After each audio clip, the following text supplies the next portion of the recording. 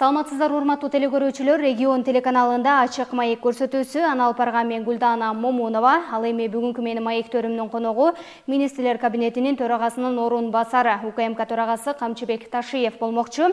Барыңыздарга маалым болгондой, УКМК төрагасы Камчыбек Ташиев кечээ күнүс Facebook социалдык баракчасы аркылуу коррупцияга байланыштуу билдирүү калтырган болчу. Мындан улам бул билдирүүнүн айланасында коомчулук тарабынан ар кандай суроолор, пикирлер айтылып жатат. Андыктан биз дал ушул суроолорго жооп алуу максатында маек алууну чечтик. Саламатсызбы, Камчыбек Кыдыршаевич? Алгач ошол кечээ күнгү постуңуз тууралуу айта кетсеңиз, коомчулукта бир ар кандай өңүттү талкуулап жатышат. Ал жерде менин убактым аз калды, үлгүрүшүм керек деген сыяктуу сөздөрдү да жаздыңыз. Бул эмнени түшүндүрөт? Өзүңүздөр жакшы билесиздер, мен кечеги чыгарган ушундай маалыматта анда эч кандай эки ача пикир калтырыш мүмкүн эмес да. Мен муну ачык айтып атам. Ачык бардыгын коомубузга жетсин деп. Ушуга чейин деле көптөгөн биз маалыматтар, көптөгөн жумуштарды аткарып кетебиз, баарын биз жабык түрүндө аткарып келебиз да. Эми аткарылып аткан жумуштардын отчету боюнча, башкасы боюнча айтып отура турган болсом, бул узун сабак. Аны элибиздин көпчүлүгү көрүп отурат. Негизги жыйынтыктары чыгып отурат. Ошондо ага мен токтолбостон сиздин сурооңузга түз жооп берейин. Негизи ушул суроону мага да көп беришти. Мен да мындай тааныш тамырларым көп да. Эмне үчүн убакыт аз калды? Эмнеге убакыт аз калды? Өзүңүз личный өзүңүз жөнүндө айтып атасызбы деген да сөздөр болуп атат да. Муну айтышка туура. Мен өзүм жөнүндө айтып атам муну. Себеби бул баардыгы жумуш менен байланышкан. Мен жеке турмушумду бул коомчулук алып чыга албайм, бирок жумуш менен байланышкан да. Себеби дегенде жумуш иштөө убактысы, ушул улуттук коопсуздук мамлекеттик комитетин башкаруу убактысы менде деле азайып атат да. Менен бул жерде мындай төөлүп отурбайм да. Туурабы? Мен бул жерде бир 10-15 жыл отурайын деген оюм болгондо деле андай мүмкүнчүлүк болушу мүмкүн эмес да. Мына билинип билинбейли 2,5 жыл убакыт өтүп кетти. Демек, биз шашышыбыз керек. Биз баардык пландалган жумуштарга үлгүрүп калышыбыз керек. Анан мени көпчүлүк айтат, ушул суроону эле берет. Мен бир жумуштарды аткарып атканда, мамлекеттин кызычылыгына бир жумуштарды аткарып, бирөөлөрү суранганын аткарбай койсом, досторум деле айтат да. Сенен бул жерде эмне вечно отурмаксыңбы? Сенен бул жерде эмне ушунча көп отурам деп ойлоп атасыңбы? Жардам берип койсоң болот эле, ушуну чыгарып койсоң болот эле, тияк бияк деген сөздөрдү айтат да. Мен аларга да айтам. Туура, мен бул жерде вечно отурбайм. Мен бул жерде көп ондогон жылдар отурайын деген оюмда жок. Бирок мен отурган убагымда ушул жерде, ушул улуттук коопсуздук мамлекеттик комитети башкарып аткан маалда көп нерсеге үлгүрүп калышым керек. Мен коррупционерлердин тамырын кыркышым керек. Бандиттердин тамырын кыркышым керек. Мамлекетке зыянкечтердин тамырын кыркышым керек. Мен жумуштан кеткенден кийин ошол адамдар мага эле эмес, коомубузга дагы зыянын тийгизе албай турган болуп калыш керек. Мына ушул убакыт аз калып атат. Күндөн күнгө убакыт азайып атат.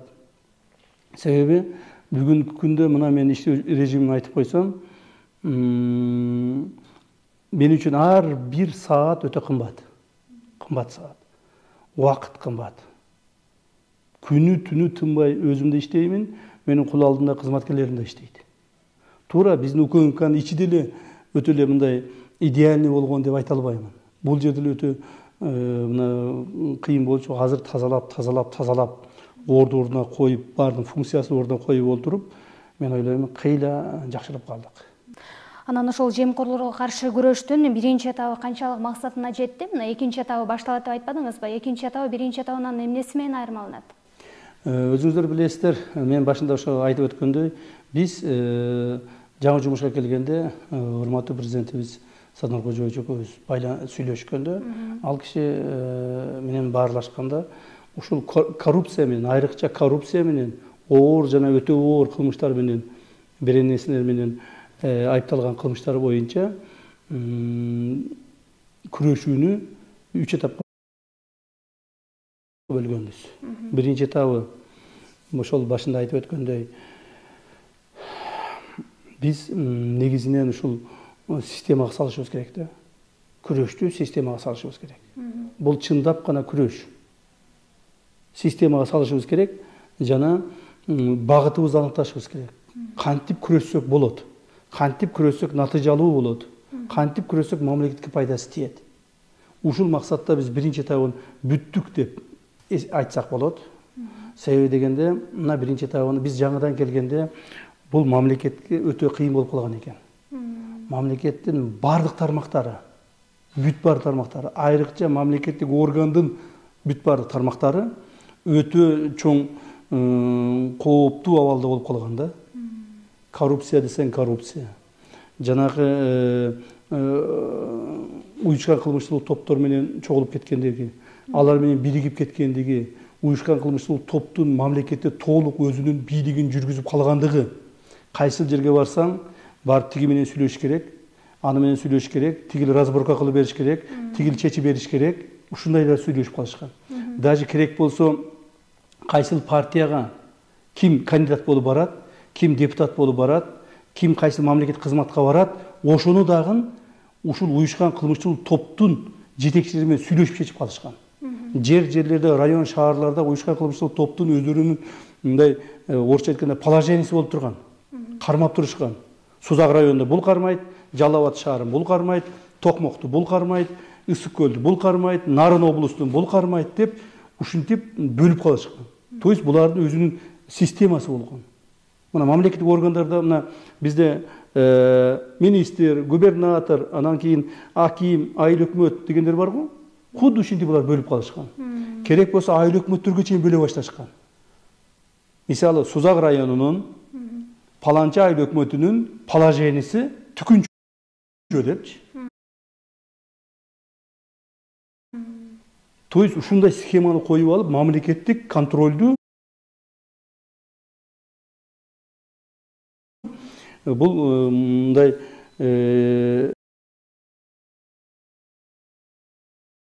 кылмыштуулукка мыйзамдаштырып таштаган да.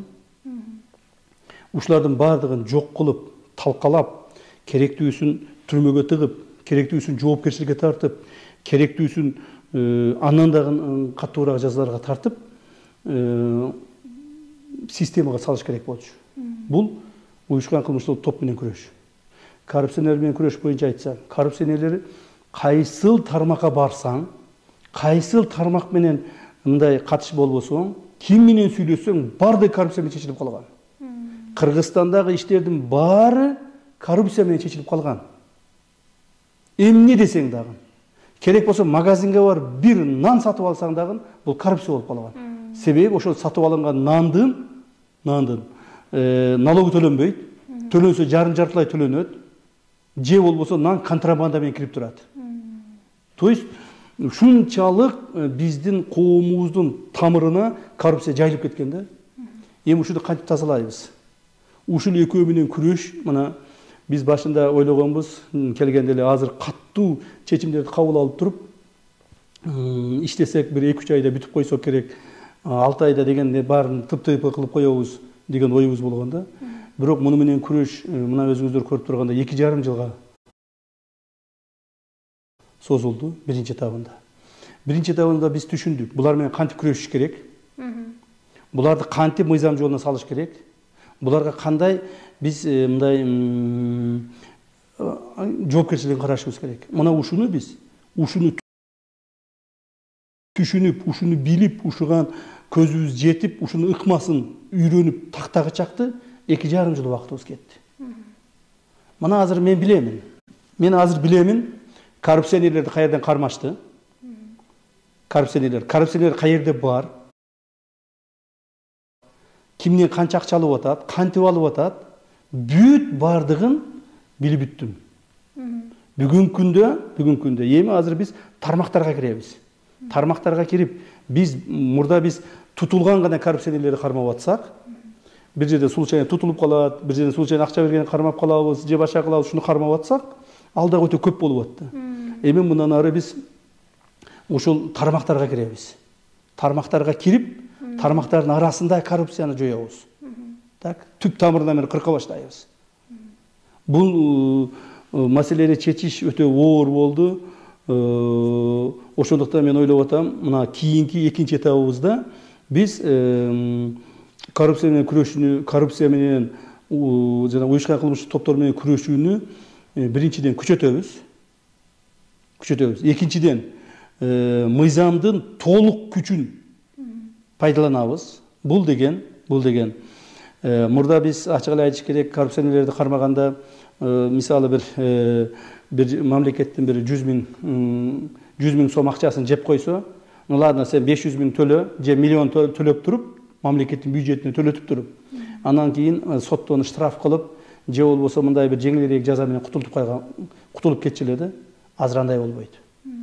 Экинчи этабын күрөштө биз мыйзамды өтө бардык мыйзамдын күчүндөгү катаал шарттар менен жоопкерчиликтерин карап чыгабыз. Бул деген эмне? Бул деген ошол мисалы коррупционер колго түшө турган болсо, коррупционердин биринчиден мал мүлкү, үй мүлкү бүтүндөй тапкан ташыганын баардыгы конфискацияга жаткызабыз мыйзамдын чегинде. Бул бир. Экинчиден мыйзамдын чегинде каралган срокторун алат. 5 жыл болсо 5 жыл, 10 жыл болсо 10 жыл, 15 жыл болсо 15 жыл срогун алып түрмөгө кетет. Эми коррупция менен түшкөн адам мындан ары бизге эгерде түшөт эле болсо чыкпайт. Болду. Мен ушуга кам көрөмүн. Ким коррупция менен бизге колго түшсө, ал түрмөдөн чыкпайт. Бүттү. Түрмөгө кетет. Мыйзамдын чегинде, мыйзамда каралган сроктор менен максималдуу түрдө түрмөгө кетет. Мурдагыдай 2 ай жатып, 6 ай жатып, 1 жыл жатып чыйып кетпейт. Мына ушуну биз камсыз кылабыз. Андан сырткары уюшкан кылмыштуулук топторду, контрабандисттерди, шылуундарды, мамлекетти алдап, мамлекетти мындай бир мошенничество менен иш кылган адамдардын бардыгын биз буларды не только түрмөгө отургузушубуз керек. Биз буларды не только возмещение ущерба деп коет, аны жасатышыбыз керек. Биз буларды түп тамыры менен жок кылышыбыз керек. Түп тамыры менен. Кыргызстанда мындан ары бандиттик топтор, каракчылар, мошенниктер, элдин канын соргондор, мына мамлекетти мындай чоң өлчөмдөгү акчага алдагандар болбош керек. Булар кимдердин арасында? Булар негизинен ошол баягы кылмыш кылгандар, негизинен баягы финансылык сферада, финансылык банк сферасында, мамлекеттик кызматты иштеген мына ачык эле айтайын, Министерство финансовда ушул маселе көп көтөрүлүп атат. Биз бүгүн эртең айтабыз, мына азыр эле ушул маселе боюнча мен карап келдим. Бүгүн эртең айтабыз, биз чоң чиновниктерди кармайбыз. Жакын күндөрдө бизде разрабатывать этилип аткан, даярдалып аткан, уже ушуга чейин даярдалып келген көптөгөн биздин өзүбүздүн мероприятияларыбыз бар. Жакындан баштап биз чоң чиновниктерди, мамлекетте иштеген ушул финансыны колуна кармаган, элдин акчасын колуна кармаган, бирок туура эмес пайдалангандарды, эффективсиз пайдалангандарды, өзүнүн жеке оюна гана пайдалангандарды бардыгын жоопко тартабыз, тартканда катаал жоопко тартабыз. Ошон үчүн мен айтып атам, экинчи этап башталды. Экинчи этап менен мен мурдагыдай кармап чыгарбаймын. Экинчи этап менен уже катуу чараларды колдоном. Камчыбек Кыдыршаевич, айтсаңыз, мына ушул мамлекеттик кызматкерлер арасында коррупциялык иштердин тыйылбай жатышына эмне себеп болуп жатат деп ойлойсуз? Балким мыйзамдар алсыздык кылып жатабы же дагы бир башка факторлар барбы? Өзгөчө мына ушул чоң кызматта иштеген кызматкерлердин таасиринин астынан, балким тууганчылык байланыштардын астынан мына ушул коррупциялык иштер тыйылбай жатабы деген дагы суроо жаралат. Мыйзамда, эгерде мыйзам түрүндө иштей турган болсок, баарыбыз мыйзамдан чыкпасак, анда укму сону болмок. Мыйзамдын жазалары деле жакшы, бирок ошо жазаларды колдонулбай келген. Мына мен сизге мисалга айтайын. Акыркы 2 жылда, 2020 жылы 2020 жылы bir жылда коррупциядан түшкөн акчанын саны где-то bir 200 миллионго жеткен эмес да. 200 миллионго жеткен эмес. 200 миллион эсептеп коюң. Bir жылда. Ал эми биз мына 2 жылда 11 миллиардтан ашык акча топтодук. 11 миллиардтан ашык акча. Мындай акчаны мамлекетибиз дагы, биздин атайын кызматтар дагы өмүрү көргөн эмес. Өмүрү мындай акча топтогон эмес. Өмүрү мындай акчаны топтоп, ушуну мамлекетке пайдасын келтирген эмес. Булар кимдерден түшүп атат? Булар ошондой коррупционерлерден түшүп атат. Биз азыр адамдык катнашууну азайттык. Кантип? Мына мен ачык, так айта аламын. Мени эч ким бир сом акча алдың деп мени күнөөлөй албайт. Бирөөдөн бир тыйын, бир сом акча албайм. Мына келген акчанын бардыгын, түшкөн акчанын баарын мамлекетке жөнөтөм. Бардыгын шот аркылуу мамлекеттин пайдасына иштетем. Же которуп берем. Же болбосо муну биздин ККМдин пайдасын иштетем. Башка маселе жок. Ошондуктан мына 2 жылдан бери биз 11 миллиард акча топтосок дагы эч ким мени коррупционер деп айта албайт. Эмне үчүн? На самом деле так. Калк айтса калп айтпайт дейт. Эгерде бирөө жарымдан акча алып койсом, ал барып аялына айтмак, баласына айтмак, досуна айтмак, аны ошодо коомго жайылмак. Ошондуктан адамдык фактор деген өтө чоң маанини ээлейт экен да. Бир мисал айтайын, эми ал адамдын атын айтпайын, кечээ эле биз директор лекарственных обеспечений деп коет. Минздравда, ДЛО деп коет. Ошонун башчысын кармаганда бир досум чыкты. Азыр мени көрсө көрүп алып күлөт болуш керек. Досум чыгып айтты, ушул адамды кой берип койчу. Мен эмне десем кылайын депчи. Мен айттым, жок, кой бере албаймын. Бул деген колго түштү, кармалып түштү, взятка менен түштү десем айтат. Эми дейт, аны сен кой бербей кармап калганда эле сен байып кетпейсиң да, же мамлекет байып кетпейт да, ушуну кой берип кой. Канча десең мен таба берейин, мен акчаңды берейин. Же болбосо не болсо да кылайын, ушуну кой берип кой деп. Мен айтам, жок, мени жаман көрсөң дагы, мени канчалык достон кечип жүрсөң дагы, мен аны кой бере албайм. Деп мына жаман көрүндүм. Ана ошол киши айтты мага ачык эле. Эми көрөм качанга чейин иштейт экенсиң депчи. Көрдүңүзбү? Муну адамдык фактор деген ушул. Менде мүмкүнчүлүк болгон. Каким-то образом ошол адамга жардам эмес, кыйынчылык кылып туруп, мамлекетке кыйынчылык кылып туруп, ошол адамды чыгарып жиберсем, же болбосо кандайдыр бир жардам берип койсом болмок. Бирок бул жерде мамлекеттин кызыкчылыгы турат. Мамлекеттин кызыкчылыгы турган жерде эч кандай бала чака, тууган урук, дос жар, тааныш ойнобош керек. Мына ошондо гана результат болот. Башка результат жок.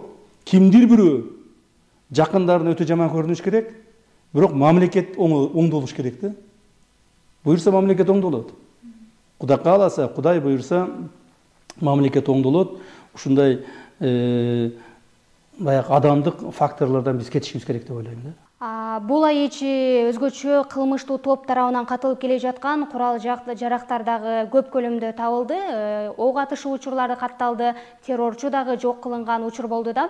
Анан менде суроо болуп жатат, мына ушул кылмыштуу топторго мына ушундай көп көлөмдөгү курал жарактар кайсыл жактан келген? Буга чейин бул жагдайлар көзөмөлгө алынган эмеспи? Эми мен бизде андай маселелер өтө көп болуп турат. Баарын мен терип айта албаймын, себеби атайын кызмат болгондон кийин бизде күнүнө бир нече деген мындай атай операциялар жүргүзүлүп турат. Так, бул бир эле случай эмес.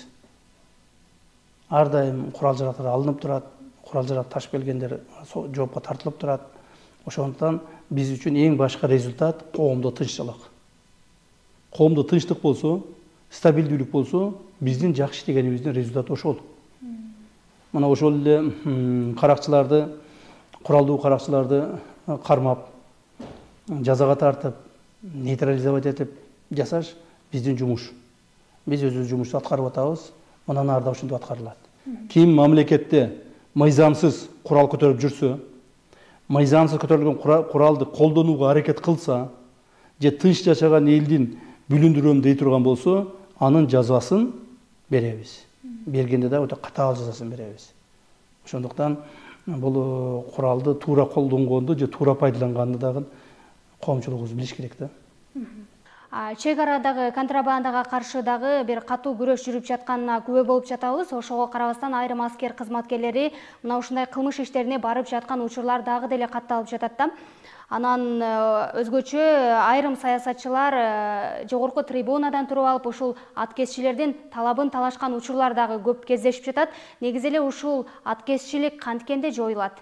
Бул аткезчиликти жоюунун дагы эң негизги жолдорунун бири ушу адамдык фактор да. Адамдардын колу туткак болот. Мен ошо түшүндүм, адам соголак болот. Ошол алып аткан айлыгына же болбосо тоюп аткан курсагына карабайт. Алар ушул дагын көп тапсам, бүгүн 10 миң тапса, эртең 20 миң тапсам дейт. Бүрсү күн 100 миң тапсам дейт. Ушинтип адам соголак болуп кете берет да. Ошону токтотуунун бир гана жолу бар. Мыйзамдын чегинде жазаларды күчөтүш керек. Мыйзамдын чегинде жазаларды күчөтүш керек. Адам баласы эртең ушул кылган иши үчүн жаза алып калаарын билгенде гана, ошону түшүнгөндө гана ушул маселе азаят. Бирок ошонун инструменти ким? Адамга түшүндүрүү инструменти. Мына биз. ГКМБ. Биз ушул коомдук адамдарга, коррупционерлерге түшүндүрүп, жаза аркылуу түшүндүрүшүбүз керек. Эгерде кимдир бирөө мамлекетке зыян келтирип, ошол коррупция менен шугулданып, контрабанда менен шугулданып аткан болсо, ал түшүнүш керек да. Баары бир жазасын алат. Мына Кыргызстанда азыр жазасын албай калган эч ким болбойт. Бирок ошол эле мезгилде жөнөкөй адамдар эч качан жабыркабаш керек да. Жөнөкөй, өзүнүн бизнесин кылган, таза иштеген бизнесмендер же болбосо ушул өзүнүн ак эмгеги менен жүргөн адамдар эч качан жабыркабаш керек. Биз аларга жардам беришибиз керек. Анан кийин жанагы жазаны мыйзамды бузган гана адам алыш керек да. Ушул маселенин артынан биз катуу иштешибиз керек. Себеби дегенде эгерде биз баардыгын бир эле ушу жазага тарта бере турган болсок, анда мамлекетибиз жакшы болбой калат. Мамлекетте негизинен күчтүү тартип болуш керек. Мыйзамдарыбыз аткарылыш керек. Ошол мыйзам бузгандардын баардыгына жаза колдонуш керек. Жаза колдонулбай калган бир чиновник артынан дагы өзүнө окшогон коррупционер 5-6 чиновникти алып чыгат. Эгерде бир чиновникти биз жазага тартып кое турган болсок, артынан чыга турган 5-6 чиновник да жок болот. Ушинтип отуруп коомубуз тазаланат. Мына азыр мени көрүп отурган биздин мамлекет чиновниктери көпчүлүк ойлонуп калат азыр. Мен ачык айтайын. Ойлонуп калышат. Бирок азыркы күндө ушул мамлекетти тоноонун башка түрлөрүнө өтүп атышат. Мурда түздөн түз бири-бирине акча бергенге, же бири-бирине пара берген боло турган болсо, азыр ошо паранын ала турган ыкмаларын да өзгөртүштү. Банк аркылуу алышты, биткоин аркылуу алышты, башка бир жерлерде алышты, башка өлкөлөргө барып алып атышат, же болбосо электронный баягы кибер аракеттери менен жасап атышат. То есть бул адам дагы ушу хитрый боло баштады да. Мына мен азыр эле айтып коеюн, эки ушундай кибер преступление менен мамлекетке чоң зыян келтирген адамдарды биз буквально 2 күн болду кармадык. Мамлекетте өтүп аткан тендерлерге ошол электронный тендерлерге кирип, ошол жерден коррупция кылып аткан адамдарды биз кармадык. Жакында мына азыр чыгарабыз. Аттарын чыгарабыз. Кайсы министерстводон кеткен, кайсы адамдар кошулуп эме кылган, бүт баарын чыгарабыз жакындачы. То есть ошондуктан мен айтайын дегеним, бул мындан ары коомубуздагы бизге жардам бериш керек да. Коом да жардам бериш керек. Мына маалымат иретинде мен сиздин бүгүнкү чакырган студияңыздан пайдаланып айтып коеюн. Кимден ким коррупциялык элементтерди көрсө, тез бизге кайрылыш керек. Мына менин атыма арыз жазып кайрылсын, бир дагы арыз жөн калбайт. Баарына карап чара көрөбүз. Айрыкча мамлекеттик коррупцияны өнүктүргөн адамдарга биз катуу жаза көрөбүз. Ошон үчүн биздин коомубуз дагы жардам бериш керек. Элдерибиз өздөрү жардам бериш керек. Мына өздөрү барып эле бирөөгө айыл өкмөткө же болбосо айыл өкмөттү айтсам пара бере койбоштон ошо айыл сурап аткан, пара сурап аткан айыл өкмөткө пара берердин алдында мага келип айтып койсун, мен кошо барып берейин ошогочу. Ошол айыл өкмөткө ошо берип аткан параны кошо барып берип, айыл өкмөт өзүм кармап алып келип отургузуп жазасын берейин. Ал айыл өкмөттүн ордуна таза бала келип иштесин. Мына ошондуктан коомубуз өз жардам бериш керек деп ойлойм. Камчыбек Кадышаевич, анан айтсаңыз, мына ушул башкы прокурор Курманкул Зулушевдин бир тууган кайнеси дагы бажы иштериндеги кылмыштуу иштерге катыштыгы бар экендиги боюнча маалымат айтылган болчу. Бул иш эмне болду? Мыйзам чегинде жазага тартылдыбы? Айтайын дегеним, бул жерде башкы прокурордун бир кызыкчылыгы, таасири роль ойногон жокпу? Башкы прокурордун бир тууган кайнеси ошол башка таможняда иштейт экен. Ошо таможня иштеген өзүнүн коллегалары менен чогулуп алып туруп, төртөө менен чогулуп алып туруп, 4 таможня, анан кийин ошол жерде бир 4 жөнөкөй инспектор, анан 2 коммерсант, 10 адам чогулуп туруп, ушундай коррупциялык схема түзүшкөн. Коррупциялык схема түзүшкөн кандай болгон? Булар баягы Кытайдан товарлар келгенде, товарлар келет, Ошко апарып, Ошто бир складтан түшүрүп калышат дагы. Анан ал товарлар чыгып кетти деп, жанагы таможнянын печатын басып, товарлар чыгып кетти Өзбекстан деп чыгарып жиберишет. Бул жерде акциздин, подакциздин товар деп коет. Алардын акциздери төлөнбөй калды. Таможня пошлиналары төлөнбөй калды. Ар бир машинеден $50.000 тегерегиндеги зыян тартып атабыз Кыргызстан. Анан баягы Өзбекстанга өткөн машина жөн пустой өтүп кетти. Мына ушинтип биз 19 машинени кармадык да. Өткүзгөн 19 машинени кармап, ошолордун күнөөлөрүн тактап келгенде, баягы ошол башкы прокурордун кайнеси да ошолордун арасынан чыгып калды. Бирок бардыгы эле башында ойлошкон. Башкы прокурордун бир тууган кайнеси болсо, анан жоопко тартпаса керек, же ал камалбаса керек деп, анан анча-мынча прокуратуранын кызматкерлери дагы кошоматчы кылайын дедиби, же башка дедиби, ушуну камабай эле койгула деп аракет кылгандар да болду. Бирок биз ага карабастан ал адам камалды, бүгүнкү күндө камакта. Азыр алардын мамлекетке келтирилген зыяндары толук такталып бүттү.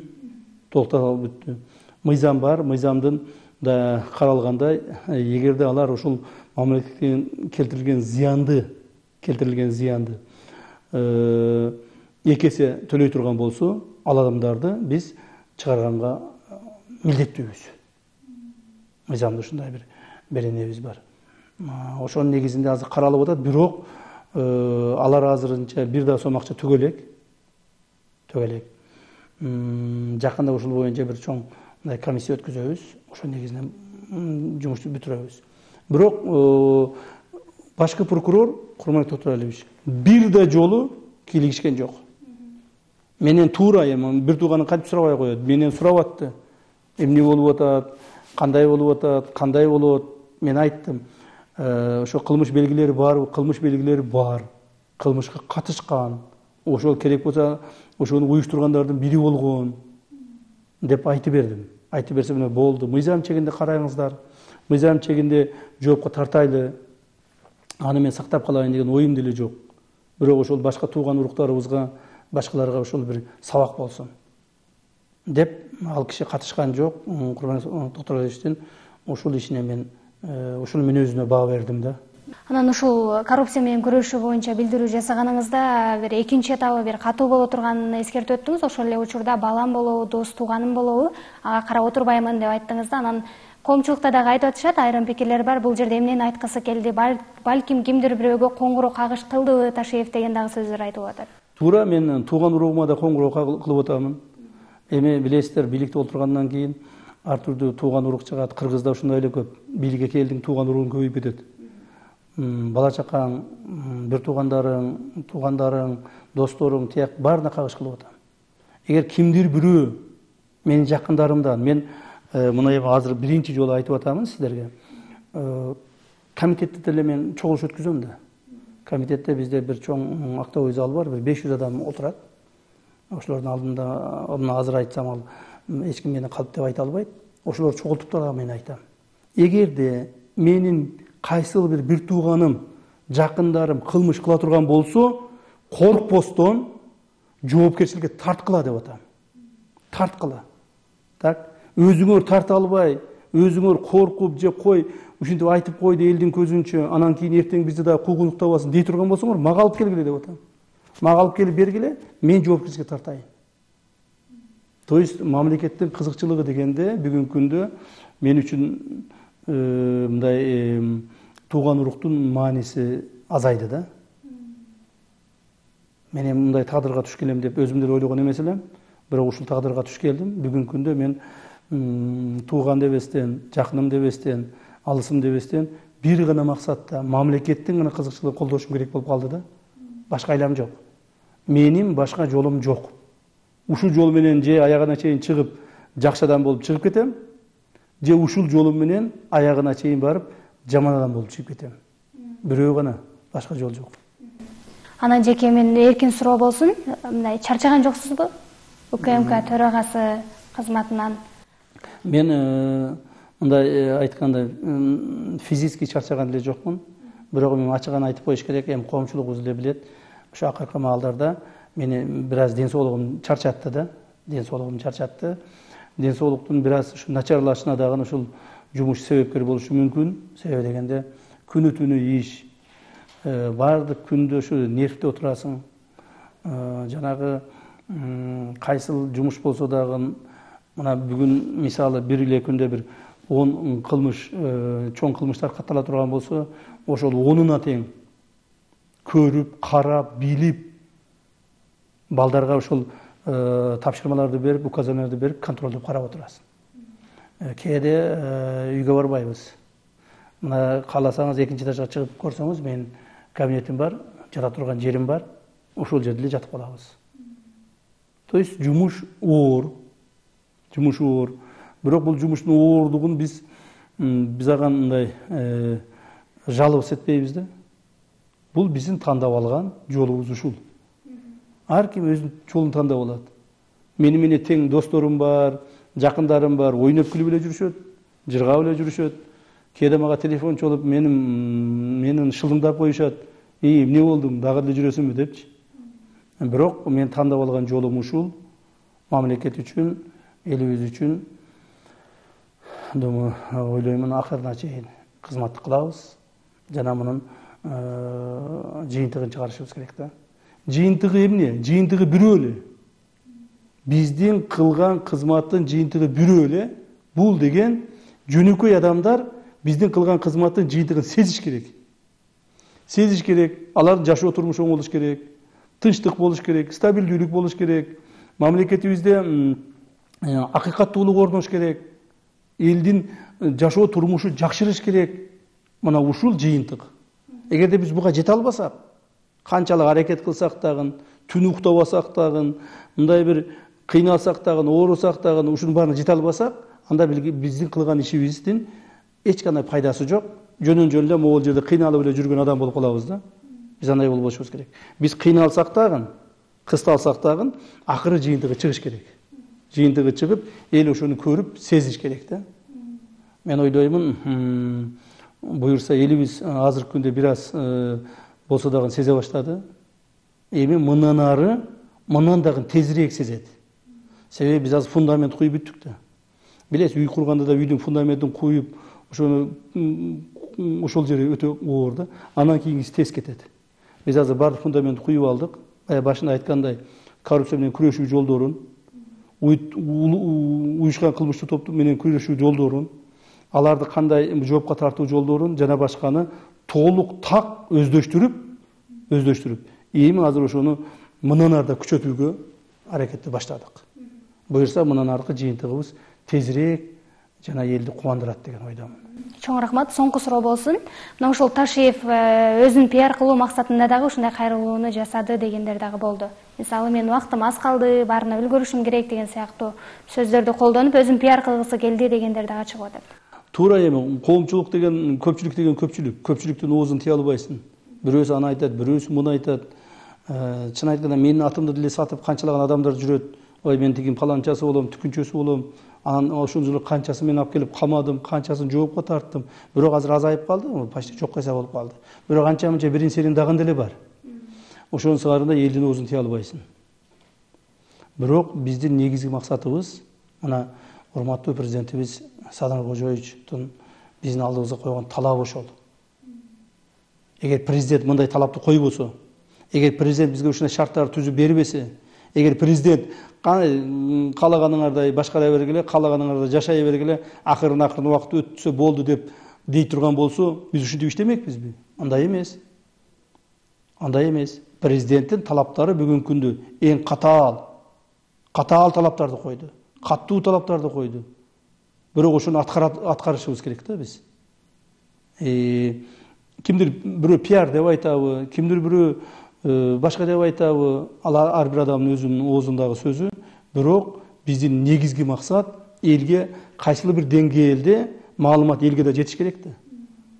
Жабынып алып эле, көрүнбөй отуруп алып эле канча иш кылсаң дагы билинбей калышы мүмкүн экен. Мына мен сиз менен азыр баарлашып отурам. Мен ойлойм, мамлекетте эч кандай сырын айткан жокмун депчи. Бирок менин ичимде сыр өтө көп. Менин ичимде мамлекеттик өтө чоң көп сыр бар. Ошол сырды чыгарбай туруп, бирок элге түшүндүрүп берүү бул да өтө кыйын нерсе да. Ошондуктан өзү мен мындай соцсеттерге деле чыкпайм. Бир жылда 1-2 жолу чыгып коем. Интервьюну болсо, мына сиз былтыры эсимде бар.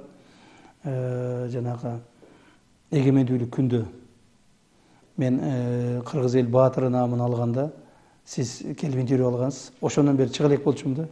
Мына 1 жылдан кийин, башта 2 айдан кийин 1 жыл болот экен, эми чыгып атам. Ошондуктан эч кандай мен пиар менен алектенбейм. Мен жүргөнүм, кылганым, турганым өзү ушул. Пиарды мага кереги жок. Мен артист эмесмин. Же болбосо мен кайсыл бир куудул эмесмин, же бир шайлоого барайын деген оюм жок. Мен ушул кызматтын майын чыгарып, ушул кызматтын элге керектигин билдирип, натыйжасын чыгарсам, мен ошол бүгүнкү өмүрүмдөгү чоң жашоомдогу бир максатка жетем деген ойдомун. Камчыбек Кадыршаевич, чоң рахмат. Бизге берилген убакыттагы жыйынтыкталып калды. Иштериңизге ийгилик каалайбыз. Рахмат.